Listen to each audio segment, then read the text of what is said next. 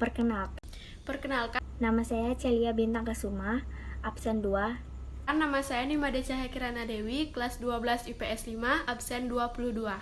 Nama saya Elok Putri Mawarni, kelas 12 IPS 5, nomor absen 4. Sistematika surat lamaran pekerjaan mencakup tempat dan tanggal pembuatan surat, lampiran dan hal, alamat surat, salam pembuka, alinea pembuka, isi, penutup, salam penutup, tanda tangan, dan nama terang.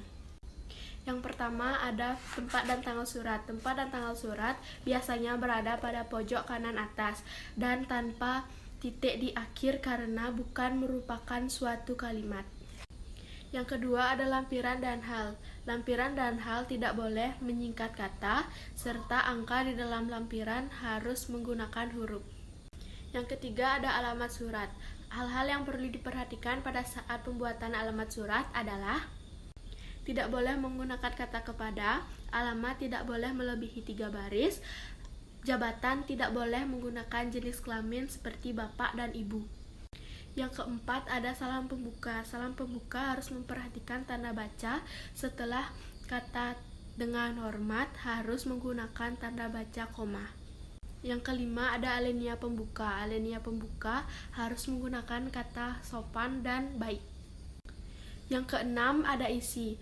Dalam surat lamaran pekerjaan harus memiliki dan harus diisi dengan identitas. Identitas itu mencakup yang pertama ada nama, yang kedua ada tempat dan tanggal lahir, yang ketiga ada alamat, dan sebagainya. Yang keenam ada penutup. Dalam surat lamaran pekerjaan, penutup harus diisikan dengan keantusiasan kita dalam melamar pekerjaan tersebut. Berikutnya ada salam penutup. Salam penutup merupakan bentuk etika, sopan santun, dan penghormatan dengan menggunakan kata hormat saya. Yang terakhir ada tanda tangan dan nama terang yang biasanya berada di pojok kanan paling bawah, yang di bawahnya tercantum nama si. Baik, selanjutnya saya akan menjelaskan mengenai bagian isi dalam SLP ini. 1. Dari alinea pembukaan, surat lamaran pekerjaan tersebut mendapatkan informasi dari surat kabar harian Pos 10 Januari 2021. 2. Apakah pelamar sudah jelas mengeksposisikan atau memaparkan data identitasnya? Jawabannya, pada surat lamaran pekerjaan tersebut sudah dengan jelas memaparkan data identitasnya, yaitu nama, tempat atau tanggal lahir, alamat, pendidikan terakhir, dan not telepon. 3. Posisi yang dilamar apakah sudah sesuai dengan yang no 1?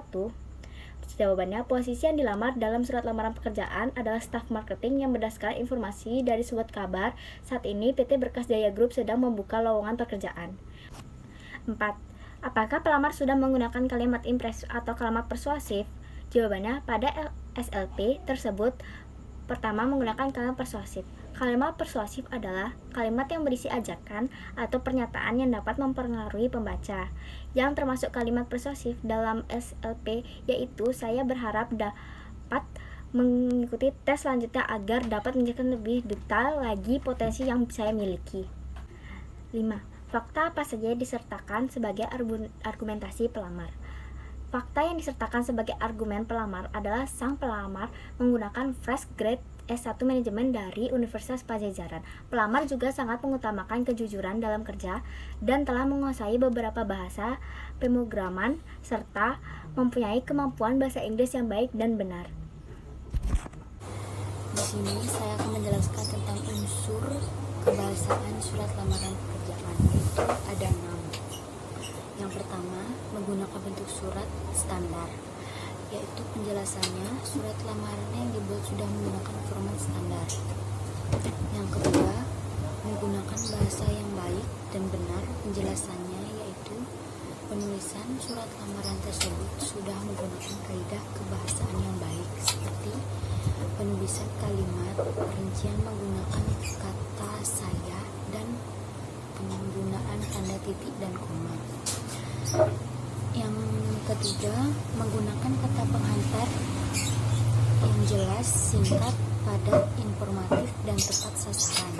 Penjelasannya yaitu karena informasi lowongan bersumber dari media massa atau pikiran rakyat, Pelamar mencantumkan sumber di awal. Selanjutnya, pelamar mengajukan diri untuk mengisi lowongan tersebut. Yang keempat, itu penyampaian maksud surat pada isi surat. Yang dimaksud itu penjelasannya sudah menggunakan kalimat yang jelas, mudah dipahami, singkat, dan tidak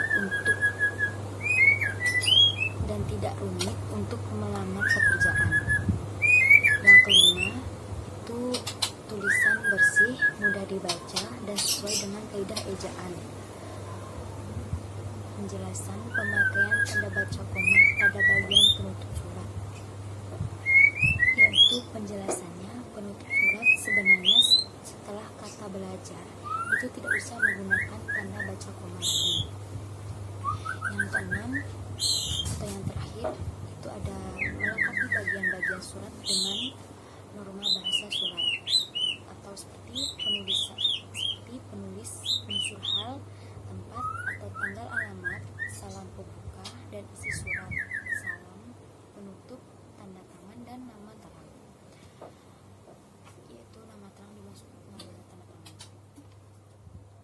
Penjelasannya yaitu di dalam surat lamaran pekerjaan itu sudah ada semua secara lengkap dan jelas. Sekian dari penjelasan kami semua. Bila ada salah kata, mohon dimaafkan. Terima kasih.